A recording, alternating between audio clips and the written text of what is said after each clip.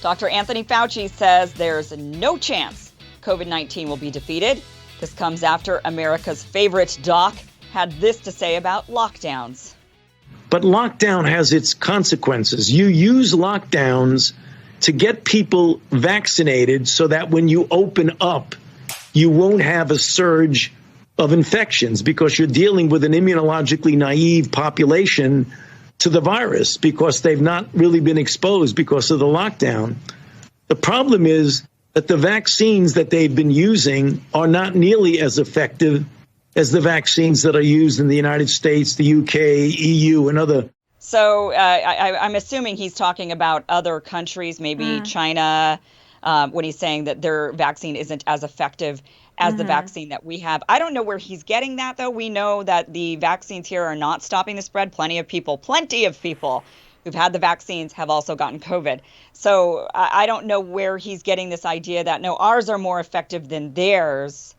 I think that the jury's maybe still out on that. Yeah, and I'm sure some people are going to bristle at the framing of the lockdowns being, it almost sounds coercive to get people totally vaccinated. I mean, the one of the narratives that was put out at a certain point, and again, there have been many, was that we were going to be able to hit, kind of get enough people vaccinated so that we did stop the virus, that it wasn't able to spread through the population, that if we were going to get 95% of people vaccinated, it meant that we wouldn't have to keep getting vaccines in perpetuity and living this way.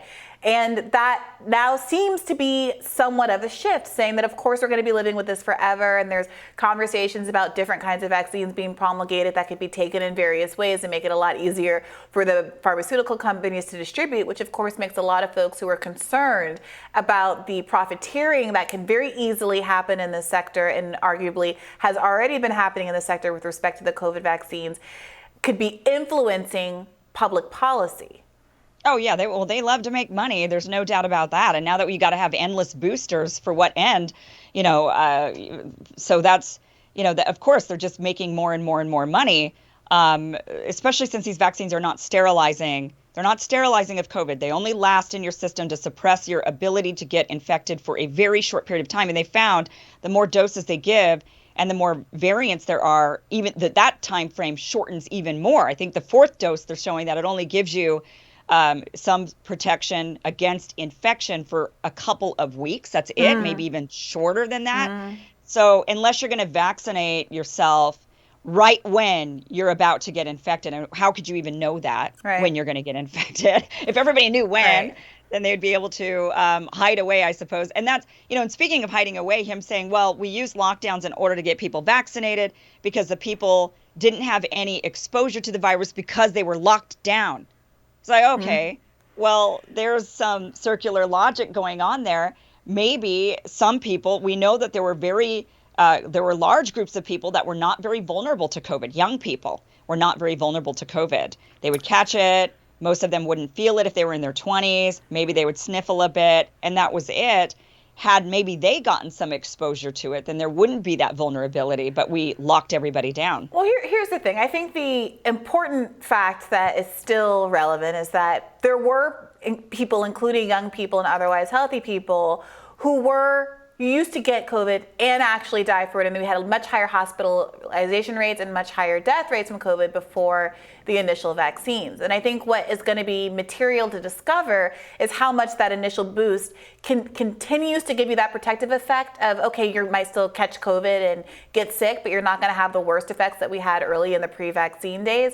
Or do you have to keep getting boosters just to keep that effect up? Because if it's the former, if we're all kind of good to be vulnerable, those of us who are not immunocompromised and all of those kinds of things are okay to get it the same way that we get the flu. I think that prescribes a certain kind of public policy approach for each of us in our individual lives that is different than this other approach, this other world where we actually could go back to that pre-vaccine response to the virus if we don't keep up the course of boosters and all of that. So I'm interested to see more scientific clarity, from these public health officials about what the actual reality of the situation is. Well, the Israelis have great data, and they have been keeping it, and they have found that against infection, the vaccines don't work that well. It wears off very quickly. But against severe illness against a severe outcome, it really still only lasts about 6 to 8 months, and then it wears off.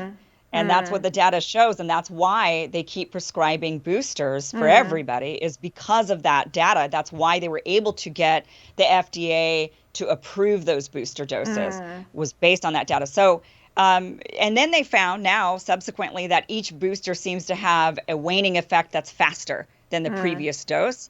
So they don't know how long they could keep that up and give that protection. And especially and they're not sure. I mean, it's in the early days, they found that it wasn't just the variants. A lot of people think that it was the variants that caused the vaccine to lose its efficacy over time. That's not true. I watched the entire 8-hour FDA meeting myself twice. And in that time, they made it very clear that it was both. The vaccine itself wears off, plus the variants made it less effective. So it was a mixture of the two that was causing the vaccine to wear off by the time you hit that 6 to 8 month mark.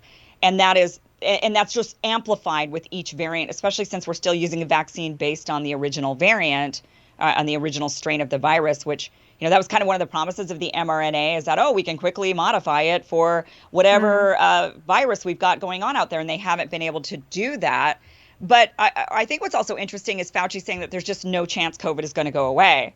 So if that's the case, then I think there needs to be some real serious discussion on how are we going to, what is going to be the policy moving forward.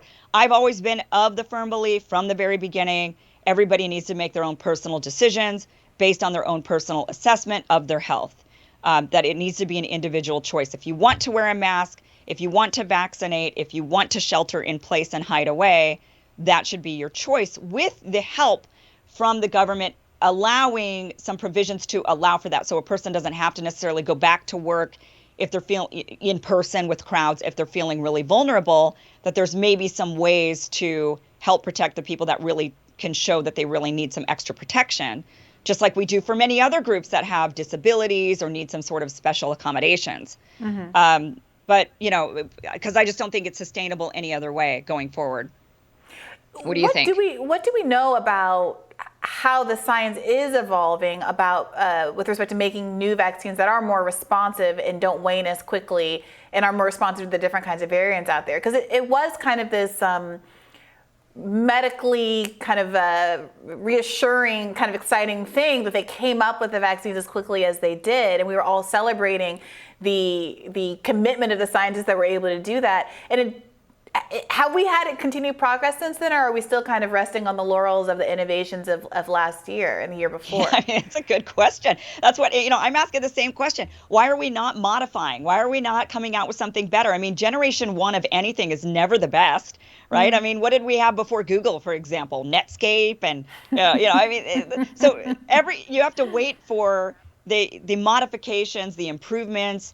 And the Cubans actually came out with I'm still waiting to see the data. I haven't seen the data on it, but the Cubans came out with a different vaccine that is theoretically better than these vaccines that are based on the spike protein. They figured that the spike protein would mutate too quickly. So they based it on a different part of the virus. So it's yet to be seen. That's been distributed all throughout South America. We, of course, don't get it here in the United States. We still can't get Novavax here in the United States, which is highly, highly suspicious. And that actually only adds to the suspicion of people that a vaccine that is available in Canada, in Europe, in Mexico, practically everywhere, but and it's a U.S.-based vaccine, and they won't approve it here in the United States, makes a lot of people think that there is just some big pharma motivation, and Novavax is just not a big enough company to have any real sway in our government, which is true. But yeah, they're not coming out with anything. I mean, there's some scientists that are developing, but the question is, plenty of scientists are developing new vaccines or new therapies, prophylactics, all of these things. The question is, how much press do they get? How much does not just press, but does the government take it seriously? Does the FDA take it seriously? Does the CDC take it seriously? And we're not seeing that. They just keep relying on what we rolled out with right away. Well, I am curious to see what happens with the Cuba vaccine. I know there's a lot of really amazing innovations that come out of Cuba from a scientific perspective, from a medical perspective. Yeah. Their lung cancer vaccine, now this.